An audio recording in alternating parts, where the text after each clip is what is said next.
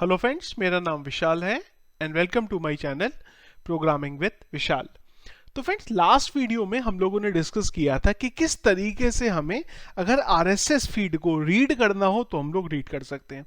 उसी वीडियो में मैंने आप लोगों को बोला था कि अगर आप चाहते हैं कि मैं आरएसएस फीड को कैसे बनाते हैं वो बताऊं तो आप प्लीज कमेंट बॉक्स में मुझे बता दीजिए। तो कमेंट बॉक्स में आप लोगों के कमेंट आए हैं और वही टॉपिक है हमारा आज का कि आरएसएस फीड को बनाएंगे कैसे। लास्ट वीडियो में मैंने आप लोगों को बताया था कि आरएसएस फीड है क्या। एक तरीके से एक्सएमएल का डेटा है जो अगर हम किसी और का कंटेंट अपनी वेबसाइट में दिखाना चाहते हैं तो उसके लिए हम लोग यूज करते हैं। तो हम लोगों ने ये डेटा जो था हमारा, ये हमने आरएसएस फीड के थ्रू डेटा दिखाया था। मेरा अगर लोड कर रहा हूं तो ये नया डेटा आ रहा है। कल हमारा यहाँ पे पुराना डेटा आ रहा था क्योंकि टाइम्स ऑफ इंडिया की वेबसाइट में जब डेटा अपडेट हो गया तो हमारे पास भी नया डेटा यहाँ पे आ गया। क्या डेटा था वो डेटा कुछ इस तरीके से था कि एक हमारे पास अगर आप देखें तो एक मेन आरएसएस नाम से एक एक्सएमएल का मेन टैग बनता है। इसके अंदर एक चैनल नाम से टैग है और इस चैनल के अंदर हमारा यहाँ पे आइटम के अंदर जो आप देख सकते हैं हमारा मेन डेटा ये आ रहा है। तो इंपॉर्टेंट चीज आरएसएस फीड को बनाने के लिए जो है उन सारी चीजों की हम लोग यहाँ पे वन बाय वन डिस्कस करेंगे। डेटाबेस में मैंने ऑलरेडी एक टेबल बना के रखी हुई है जिसमें बेसिक चीजें जो मेरी रहने वाली हैं वो मैंने रखी हैं। जैसे कि हमारा एक प्रोडक्ट की टेबल है, इसमें टाइटल क्या है, डिस्क्रिप्शन क्या है, इमेज क्या है, लिंक क्या रखने वाले हैं हम लोग, डेट हम लोग क्या रखने वाले हैं, ये सब चीजें हमारे पास है। तो सबसे पहले चलते हैं पीएचपी के कोड में यहाँ पे और सबसे पहले तो ये जो टेबल है इसका डेटा फैच कर लेते हैं। और डेटा फैच करने का वही तरीका है जो हमने आज तक देखा। एक कनेक्टिविटी बना लेते हैं, mysqli अंडरस्कोर कनेक्ट। तो पैरामीटर्स रख लेते हैं हम लोग यहाँ पे। हमारा पहले आ गया localhost, root blank, database का नाम यूट्यूब। डेटा फैच कर लेते हैं तो मैं डाल देता हूं यहाँ पे res is equal to mysqli underscore query. Connectivity डाल लेते हैं और एक सिलेक्ट का query, select star from this. और मैं डेटा जो है वो डेट वाइज लेके आना चाहता हूं तो मैं डाल देता हूं ऑर्डर बाई।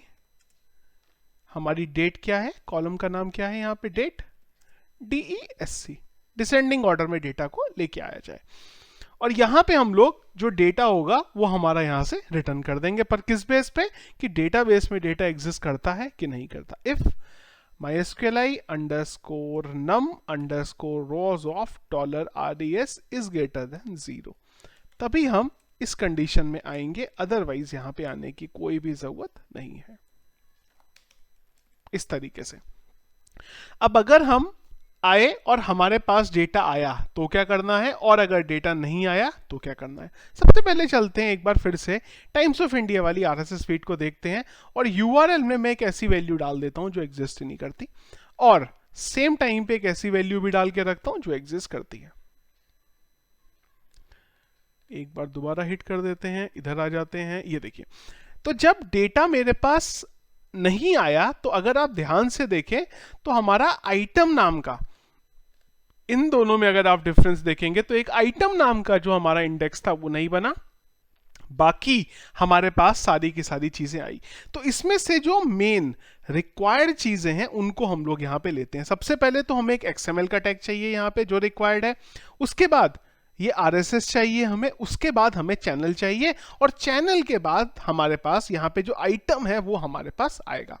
आइटम के अंदर टाइटल आप देखें कंपलसरी है, रखना पड़ेगा, डिस्क्रिप्शन देना पड़ेगा, लिंक देना पड़ेगा, GUID बेसिकली प्राइमरी की है आपकी, जो एक इंपॉर्टेंट एक आईडी है इसकी, वो पबडेट यानी कि ये जो है वो कब पब्लिश हुई है आपकी। इसके अलावा कुछ और टैग भी होते हैं, जैसे अगर आपको कैटेगरी का टैग लाना है वो टैग अगर लाना चाहें तो आप यहाँ पे लेके आ सकते हैं। चलिए जी, तो हम सबसे पहला काम क्या करते हैं, एक यहाँ पे बेसिक वेरिएबल बना लेते हैं फीड नाम से।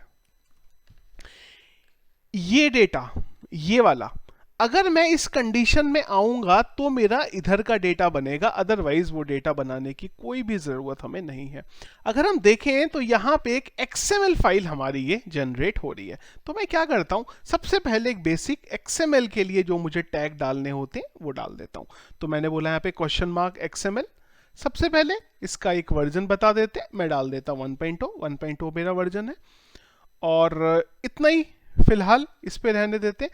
यहाँ पे एक काम आप और भी कर सकते थे, इनकोडिंग का भी यूज कर सकते थे, जिससे अगर किसी और लैंग्वेज में कंटेंट आए तो आपके पास इनकोडिंग बराबर हो, तो जो डेटा है वो भी बराबर तरीके से आपके पास निकल के आए। चलिए जी, फीड नाम के वेरिएबल में हमारे पास इतना डेटा आ गया, फिर से फीड को कॉन्कैटिनेट कर लेते हैं अगली लाइन में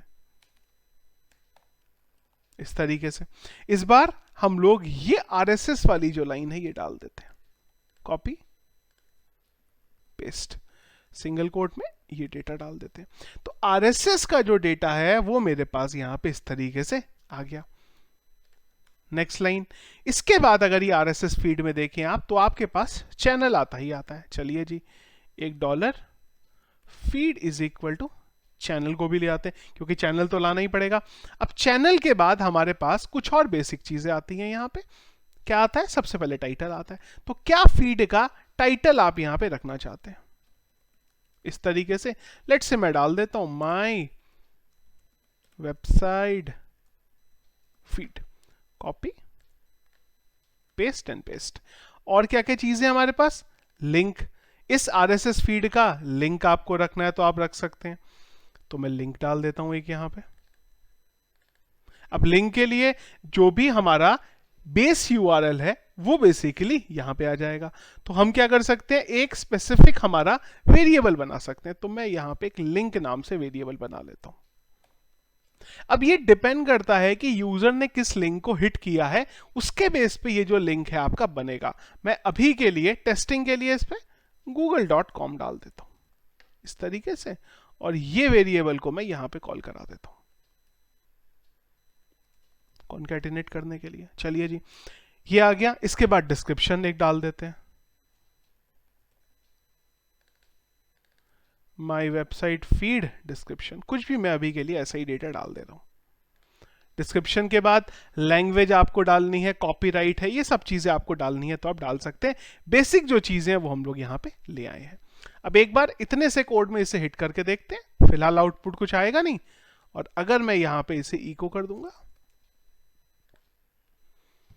तो इस तरीके से कुछ जो आउटपुट है मेरे सामने आ रहा है। अब ये क्या आ रहा है? आप बोलेंगे यार ये तो पता ही नहीं चल रहा। भाई जो XML का कंटेंट आना था वो तो यहाँ पे आया ही नहीं, यहाँ पे तो एक नॉर्मल कंटेंट आ गया, और अगर व्यू सोर्स करें तो दिख रहा है, पर RSS फीड तो कुछ इस तरीके से दिख रही थी। तो हमें यहाँ पे एक चीज और सेट करनी पड़ेगी, और वो होगा हमारा हेडर, जो एक्चुअली में हमारा ये आउटपुट हमें लेके आ रहा है उसके लिए। तो मैं यहाँ डाल देता हूं एक हेडर, क्योंकि मुझे बोलना पड़ेगा कि जो डेटा है मेरा वो XML की फॉर्म में हमारे पास है। कंटेंट टाइप टेक्स्ट XML, ये क्या करेगा? XML में जो डेटा है हमें वो देगा। देखिए लाइन नंबर 1 पे ये बोल रहा है कि इसको एक एरर मिल रहा है। यहां जो हमारा फर्स्ट लाइन इसका लिखा है इसको गलत किया, तो ये क्वेश्चन मार्क यहां पे मिसिंग था।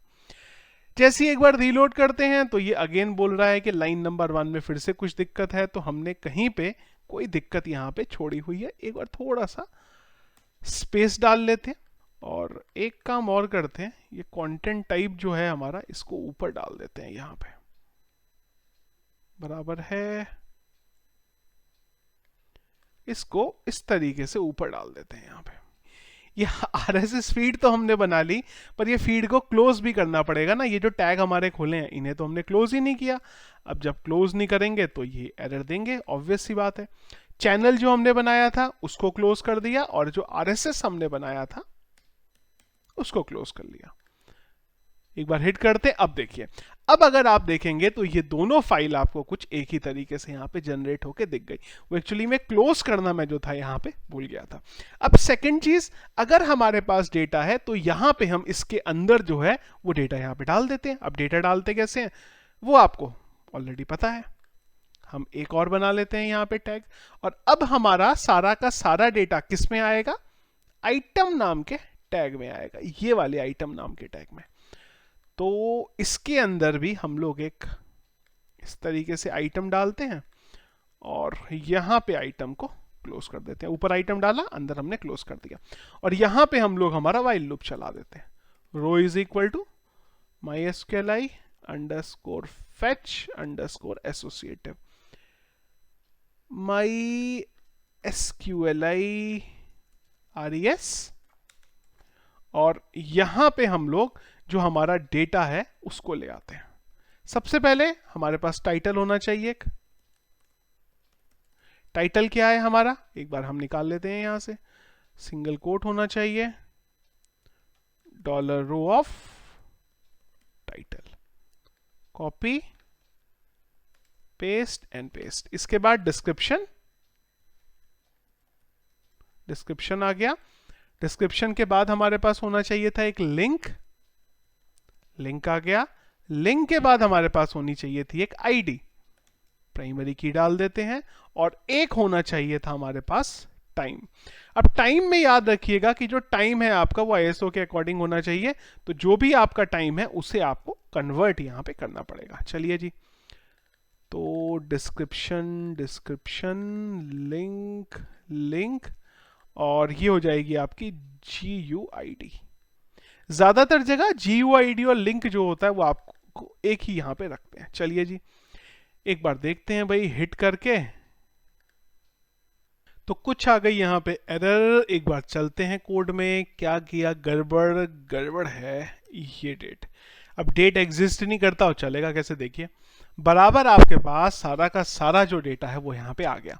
अब अगर देखिए कितना इजी है, अब अगर जो हमने लास्ट टाइम आरएसएस फीड बनाई थी, अगर मैं खाली वहां पे जाके यूआरएल चेंज कर दूं, देखिए कोई कोड चेंज नहीं किया, सिर्फ यूआरएल चेंज किया, और जैसे ही हिट करा तो देखिए अब हमारा वाला जो डेटा था वो यहां पे आने लग गया। जब आप क्लिक करते हैं तो एक ऐसे पेज पे लेके जा रहा है, पेज नॉट फाउंड है। क्यों? क्योंकि हम लोगों ने अभी तक इसके लिंक नहीं बनाए हैं। मतलब जब आप आपके केस में इस वेबसाइट का अपने आरएसएस फीड बनाएंगे तो लिंक में यहां पे आप अपने वेबसाइट का लिंक डाल देंगे, जो भी आपका डिटेल पेज का लिंक है।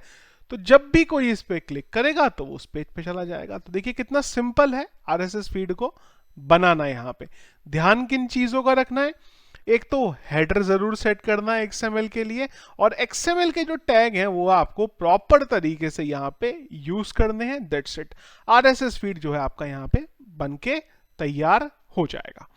तो ये था फ्रेंड्स हमारा आज का वीडियो। दोनों तरीके मैंने आपको बता दिए, फैच करना है आरएसएस फीड को कैसे करेंगे, और अगर क्रिएट करना चाहते हैं आरएसएस फीड को तो किस तरीके से कर सकते हैं। अब आप ये दोनों तरीकों का यूज करके जिस भी वेबसाइट पे लगाना चाहें उसको लगा सकते हैं। टाइम बस ध्यान रखिएगा, आईएसओ में कन्वर्ट करके कर दीजिएगा, उसके लिए PHP में नॉर्मल सा एक फॉर्मूला है।